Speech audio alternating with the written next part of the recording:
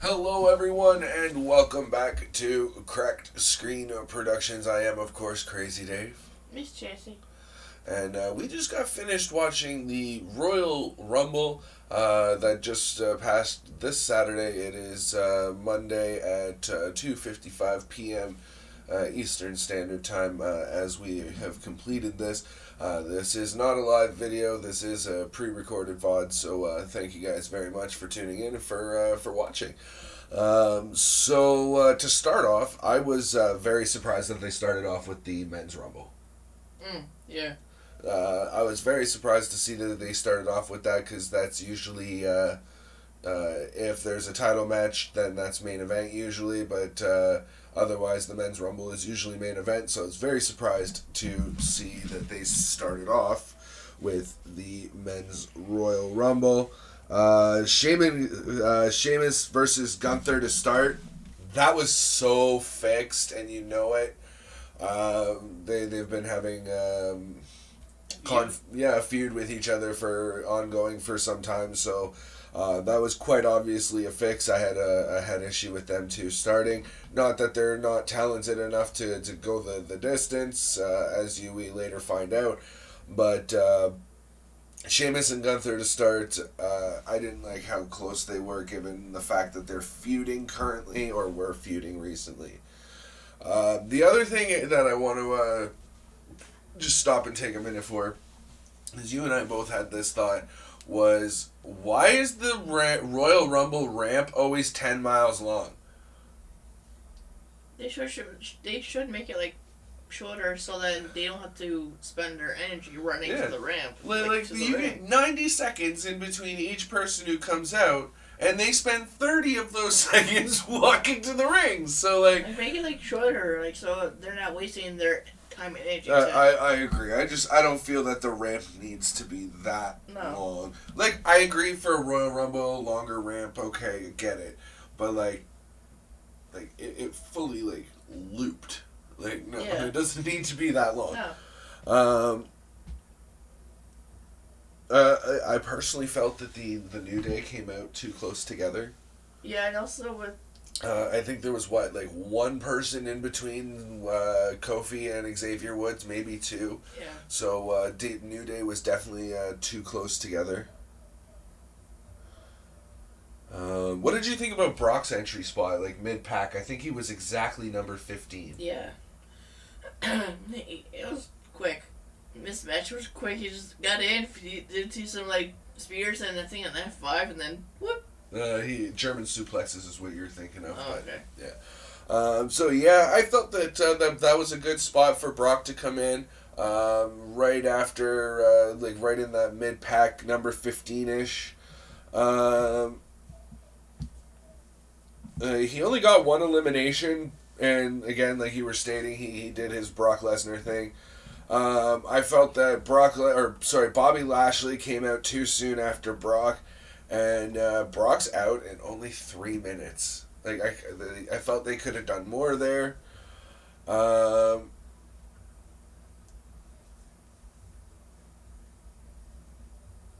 had something about Corbin between, but I don't know there. I felt Seth had a good spot. He was, I can't remember what spot he was in, but he was mid to middle of the pack towards the higher end, towards the end there. Corbin just can't catch a break. He goes, no matter what he does, he goes out there to lose. So, yeah. He was out quite quickly, too. Let's see, what else do I got here? Elias eliminated in 30 seconds. I thought that was funny. Comes in, bashes a guitar over somebody, out, and away you go. So, see ya, Elias. I guess he did his job then? I guess this gimmick just hit people with guitars? Yeah, they don't know what to do with him besides having bash guitars on people. Guitars? Yeah. So what did you think of the next person who came out shortly thereafter Elias? Who was it again? Can you dig it, sucker? Oh, Booker T. Yeah. It was good. He came out, did next to nothing, did a spinneroonie in the middle of the ring and got eliminated. Yeah, it's just like, why? Like, why was he even there? Like, he's better on commentary than Yeah, wrestling. stick to commentary books. Sorry, man. Like, That's, no feds, but like... He probably just wanted to have one more trip in the ring. And he's probably going to be announcing his retirement soon from ring. He's not very young anymore, right? No one's putting him in the ring. We can't do it anymore. I'd just like to make the fact that the crowd went and gave Edge a pretty decent pop. I say fuck Edge. The Beth Phoenix bit was pretty cool. Yeah. With Ripley coming out. Well, I kind of agree with Beth Phoenix on her perspective. She fucking Rhea went from smacking Edge, and then she comes out like, yeah, if someone comes back you, if I was Beth, it's more about the concerto that they gave her on Raw a few months back. Yeah, just like, you know. I felt that the Braun and Omos having a feud in the middle of the ring was quite predictable. Good showing by Sheamus. He had him and Gunther both were in the ring for quite a long time. I'll get to Gunther in a minute. Logan Paul in and out, didn't really do anything. No, but good to see he's back and healed up and, but and ready to I like go. the part when him and Ricochet jumped over the rope thing. Very good spot. The double crossbody into That each other, was cool. taking each other out. Yeah, that was really cool. I just want to mention that the stomp that Seth Rollins delivered to Austin Theory, that looked fucked to me. Like, it looked like he actually stomped his head in. So I hope that Austin Theory's okay. No concussion issues there. But yeah.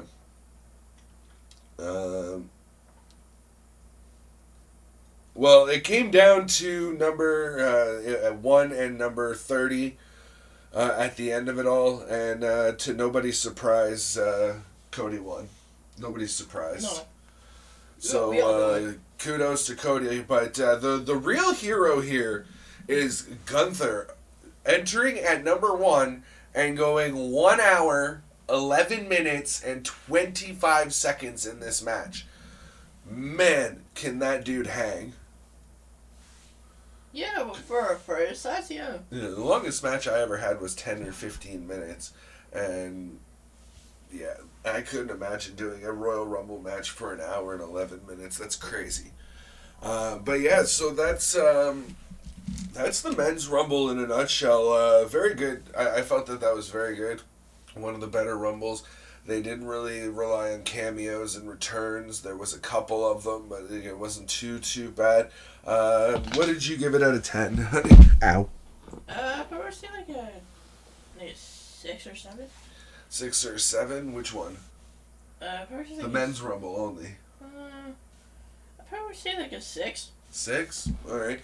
I rated it a little higher. I felt that it was really enjoyable. I gave it an 8 out of 10. The next match was the Bray Wyatt LA Knight Pitch Black match, I think it was called. Yeah, the Mountain Dew Pitch Black match.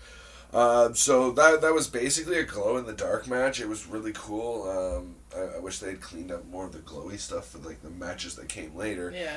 But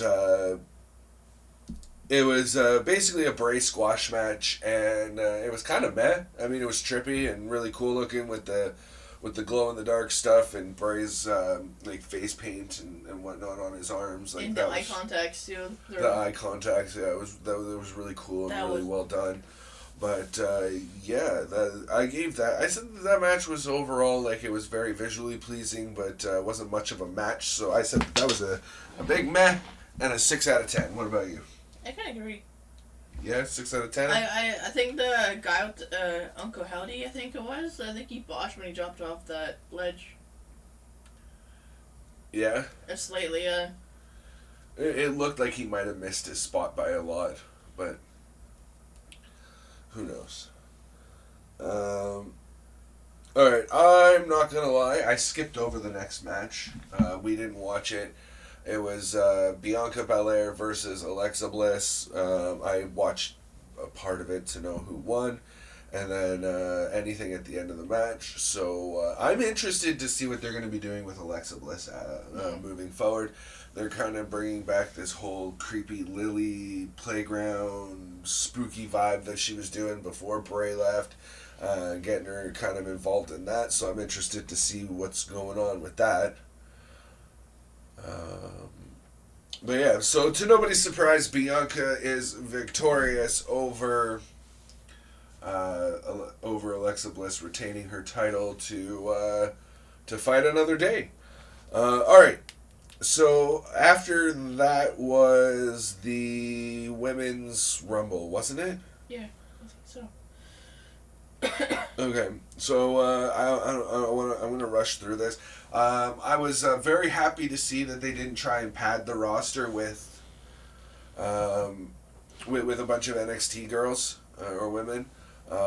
They did use a few, but apparently they're very they're big on NXT. I don't watch NXT, so I wouldn't know, but they're very big on NXT from what the announcers were saying. For example, people like Roxanne Perez. Who was the other one?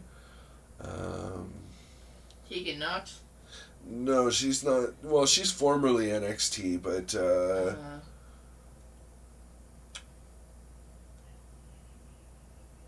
all right, I can't remember who the other two were, but there was 3 from NXT, and I was very happy that only 10% of the total women available for the match were in the actual match. I am looking forward to see what Roxanne Perez can bring to WWE, as she came in and lit people up with a Hurricane Rana spinny thingy, and just literally spun the pants off of I think it was Rhea Ripley when she came in. Yeah, it was Rhea. Anyway, we had Rhea Ripley to start and Liv Morgan to the second one as the second person to start. So I got a point for that. Yeah, I know I chose Liv to start the women's. I felt that Bayley at 6 was a good spot for Bayley. Nice and early, especially if she's, you want her to be a contender but not win. She's got to come out early, but not too early, so very good spot for her at 6. I would have placed her maybe 8 at the very latest. Again, can't say enough about Roxanne Perez's dynamic moves while she was in the ring. Absolutely loved her. I felt that Sky and Kai, Dakota Kai and Io Sky, were too close. I think there was 1 or 2 people between them, but there was a good amount of space between them and Bayley, but there wasn't enough space, I felt, between. No, it just kind of felt like they were. It's like, here's your team, go. Oh, that's how we're doing it? Okay. Yeah. So I also agreed with Becky's spot at 15. Right in the middle of the pack. Again, if she's not going to be a contender, you want her to be mid early. So I liked her spot at 15. Her hair was on fire. She had all wavy and stuff. Feeling it. Now let's talk about Asuka for a second. I really liked her face paint. And just the mask and the whole new ensemble. It felt the same, but it was very different. And oh man, I was really digging Asuka. So what? Really digging Asuka's new. I liked her hair, however short it was. Yeah, it was shorter, darker. The dark outfit, black and gold. So new face paint. She looked like an ancient juggalo. Yeah, a little bit. Yeah. That's JUGGALO.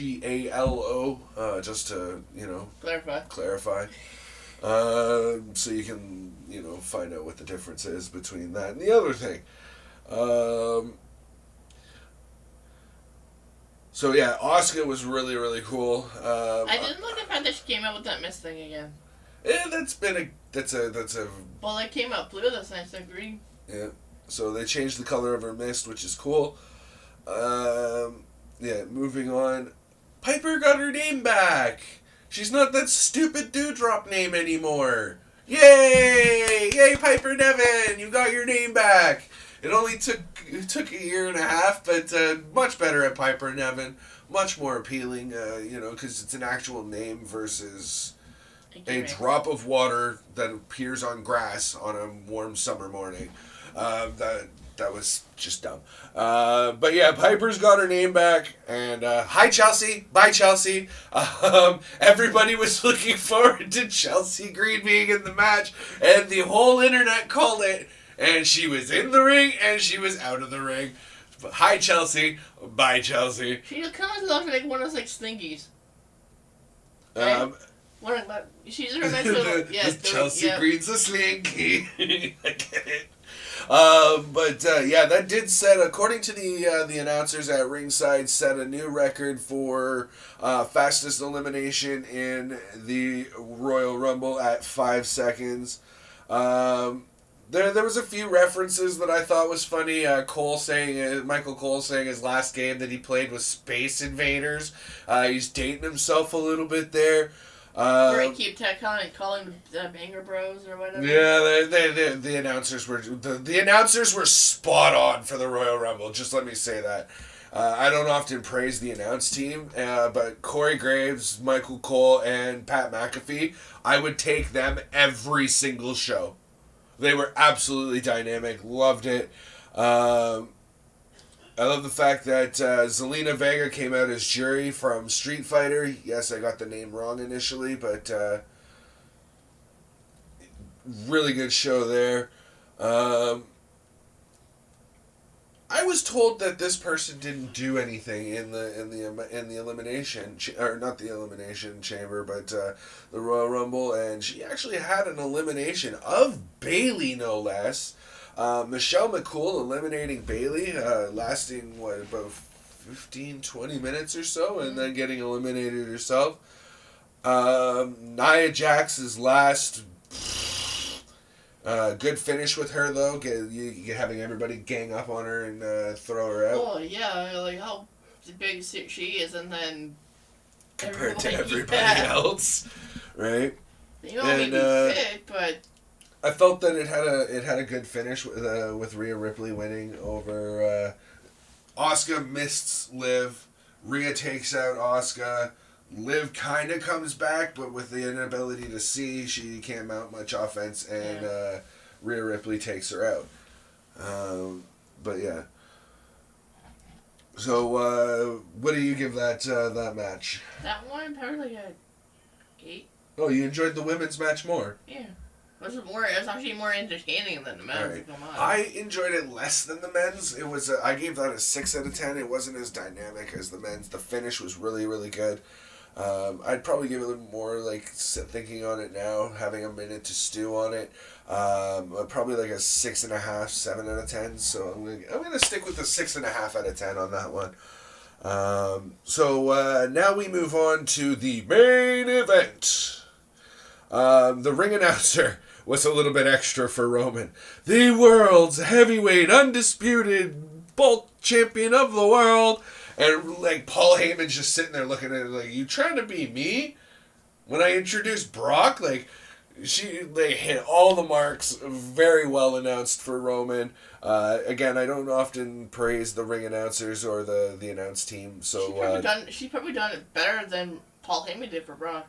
I disagree. I don't know if anybody noticed this, but I definitely did, and I rewound to see it. There was a sign in the audience as I think Roman was making his way to the ring. It says, "Raw deserves a working champion," and I really agree with that. If you're going to call Raw the main show, it needs a champion. Not an intercontinental champion or USA champion, a major champion that has a major belt, and Raw doesn't have it, so Raw is a joke right now. Or have a champion that actually shows up and doesn't do the job. There's that too. Not just show up for a promo or a show and then fucks up. Like, no, you stay, do your thing, and that's it, get paid. Yeah, overall, a solid match. I did notice the KO tried to jump up on the top rope and botched that hard. Still managed to pull a move out of it, but like that was horrendous looking. Again, I can't believe that there was again we had to get the ref hit, low blow, like there was a whole bunch of like just botchiness of it. The real event starts after the match, after Roman's won, where the poof, oh, there's the Usos and Solo Sikoa, poof, they're in the ring, and it's time to take out KO once and for all. It would just beat the living hell out of him. So when Sami thinks that KO's had enough, he intervenes and says, "No, this is beneath you. We don't need to do this. Leave him. It's beneath you. You don't need to do it." So he hands him the chair and says, "Then you do it." After much hemming and hawing and I don't know, do I want to do this? You can see he was very conflicted. Sami Zayn did the unthinkable. What did he do? Hit Jackass in the back. Sorry, I do not like the bloodline. No, I know you don't. That's why I asked you. He turned and he hit Roman Reigns across the back with a steel chair instead of KO. Which then incited the bloodline, well, mainly Jay and Solo, to then immediately attack Sami Zayn. I think it was Jay, and then it went to like Jimmy, and then... Anyway, no, I'm pretty sure that Jay stayed out of it, and it was mainly Jimmy and Solo. I think like towards like the end of it or so. But yeah, absolute insanity after the fact. With Sami attacking Roman and getting attacked by the remainder of the bloodline. Jey Uso backing out, conflicted on attacking Sami and ending things. Personally, I don't know, like I excommunicate people, and don't talk to them anymore. But worst case scenario, like I still wouldn't want to like bring a harm to them on like, I want to see them get their comeuppance and whatever, and to be taken care of and dealt with, and like but like you know when the guy can't defend himself, what's the point of hitting him with a steel chair? Even though he was cuffed to the thing, he couldn't even stand up nothing. Like what's he gonna do in it? Exactly. So but Sami Zayn hits Roman, and now he's in trouble. But what's going to happen with Jey Uso, who chose not to do in Sami Zayn? Maybe he's actually officially done with the bloodline. He's definitely done with the bloodline, definitely. And I agree with Jey. Like you pushed it too far, and now you're hitting him with the chair, and he's cuffed up. He can't do nothing. Can't defend himself. Nothing. What's the point of progressing the hurt on the guy? So, Jey Uso's out. Sami Zayn's out. I don't know what's going to happen with Jey Uso because, he's actually blood. Yeah. So, who knows there. But, that's our thoughts on the Royal Rumble. What will you give the whole show overall? The whole show? Actually, sorry. Let's go back to main event. What would you give that match and the finale of it? I probably would say that's like 3. A 3? Yeah, I did not like that match. That was a good match between Roman and Kevin, but not. Oh, the beatdown at the end. Yeah, no, I didn't. It wasn't. No. I did not like that match at all. Oh, okay. Because think about it, you can't just beat a guy. He's defeated. What's the point of progressing? It's a heel thing. I do agree they took it a little too far. Too far. I don't not like that match. I don't know what's going to happen with the wrestlers. But yeah, so she didn't like it. I felt that it was a mediocre match. I'm going to give the match itself a 5 out of 10. The ending, I'm giving the events following, I'm going to give that a 9 out of 10. That was very well done, well handled, well executed. The overall show, so both Rumbles and all the other matches included, I give this a solid 7 out of 10. It was a good show. A lot better than I thought it was going to be. Yeah. I don't know what to rate it. I think it was a good show, but like, I don't know. Okay, come on, pick a number out of 10. Personally, like a 5. 5 out of 10 for the overall show. Yeah. You said it's a mediocre pay-per-view. Yeah. Average pay-per-view. Average, yeah. Average. Sorry, mediocre would be less than 5. Alright, so there you have it, folks. That is our thoughts on the Royal Rumble. Thank you very much to everybody who tuned in and watched. Please remember to hit the like and subscribe button for more content like this. We usually do this live. I was just otherwise indisposed. But thanks again for watching, and until next time, guys. Peace out. Happy watching.